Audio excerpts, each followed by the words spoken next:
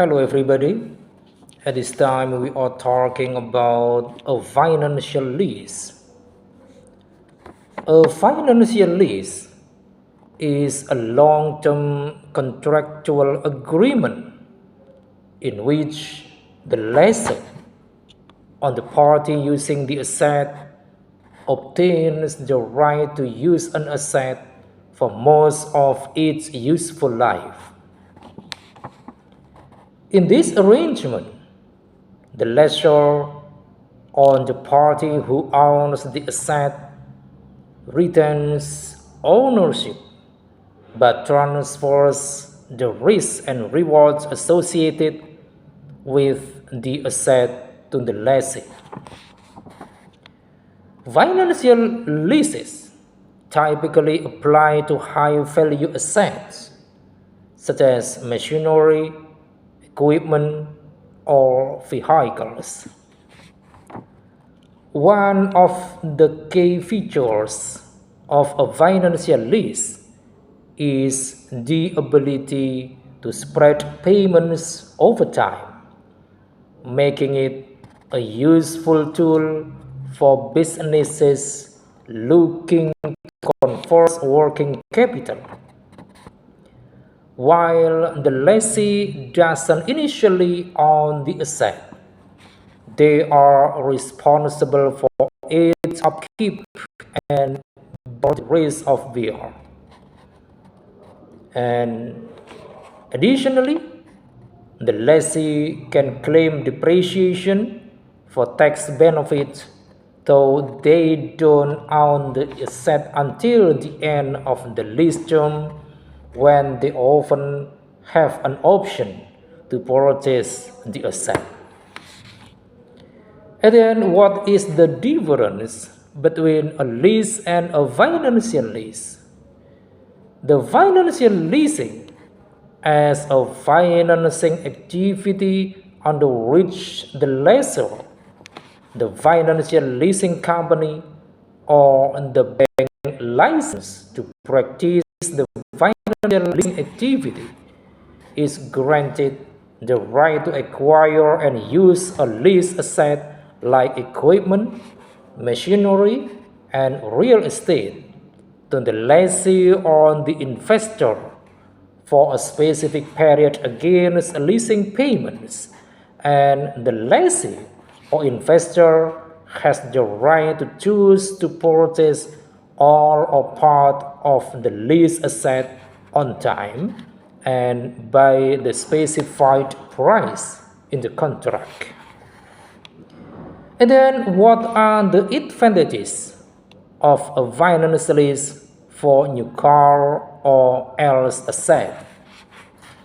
A finance lease is an excellent way to obtain a new car or else asset without having to make a large upfront payment. Instead, the payments are spread over an agreed period of time and made in smaller installments, typically monthly, with the total cost of the lease including both interest and maintenance costs. The lower monthly payments also allow you to free up more of your capital for other investments, and the tax benefits offered by leasing can help you to lower your tax liability. Furthermore, the finance company is responsible for any repairs and maintenance costs related to the car or else asset, so you don't have to worry about unexpected bills. This makes it a great option for business owners looking to keep their financing cash flow in check. And then, how a finance lease works. The first step, the lessee selects on asset that they require for a business. And then the second step, the lessor usually a finance company purchases the asset. And then the third, the lessor and lessee enter into a legal contract in which the lessee will have use of the asset during the agreed upon lease. And then fourth, the lessee makes a series of payments for the use of the asset. And then fifth, the lessor recovers the cost of the asset plus interest. And then sixth, at the end of the lease agreement, the lessee has the option to acquire ownership of the asset. And then what's included in finance lease? Finance lease will differ depending on the demands of both the lessor and the lessee. Finance lease must be tailored to the persons involved based on the product being leased, the asset's price, and the period of the arrangement.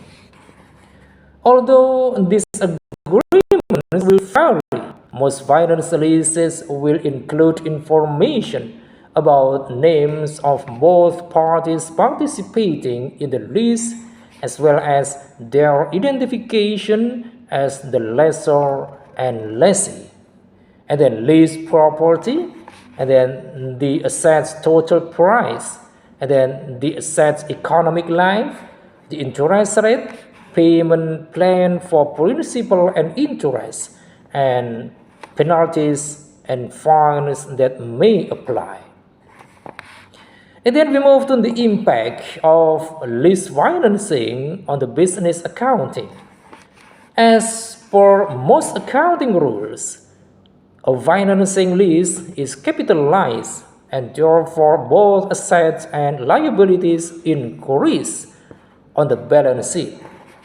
As a result, working capital remains constant, but the ratio of debt to equity rises, producing more leverage. Finance lease expenses are distributed between interest payments and principal value in the same way that a bond or loan is. In a cash flow statement, part of the lease payments are shown under operating cash flow and part is recorded under financing cash flow. As a result, operating cash flow rises when accounting for a finance lease agreement. Lease liabilities are not recognized under operating lease parameters, and then hence leverage ratios are understated and return ratios, return on equity and return on asset are inflated. A key point to be noted under IFRS accounting principles. IFRS recognizes the applicability of finance lease accounting principles under IFRS 16 to lease financing agreements only if the lessee receives substantially all the risks and rewards of ownership from the lessor in the finance lease. Otherwise, it is considered as an operating lease. And then we move to key features of financial lease. Financial leases offer unique benefits to businesses, such as long-term usage without ownership. There are key features that make this type of leasing attractive to companies, offering advantages like fixed payments and tax benefits. The first feature, duration and ownership transfer. A financial lease usually covers a substantial portion of the asset's useful life, providing long-term access. The asset may be transferred to the lessee at the end of the lease, offering potential ownership. And then second, reporting and tax and depreciation benefits. The lessee can often claim depreciation of the lease asset as well as the interest portion of lease payments, leading to tax advantages and a potential increase in taxable income reduction. And third, purchase option.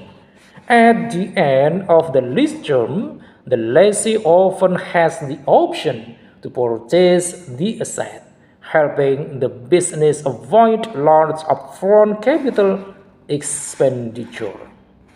And then fourth, amortization and reporting. The lessee must amortize the asset over its economic life, recognizing both the depreciation of the asset and the lease liability on the balance sheet. This affects the company's financial reporting. And fifth, bargain purchase option. A financial lease might include a bargain purchase option, where the lessee can buy the asset at a reduced price compared to its fair market value, providing a significant benefit. I think it is enough. Thanks for watching.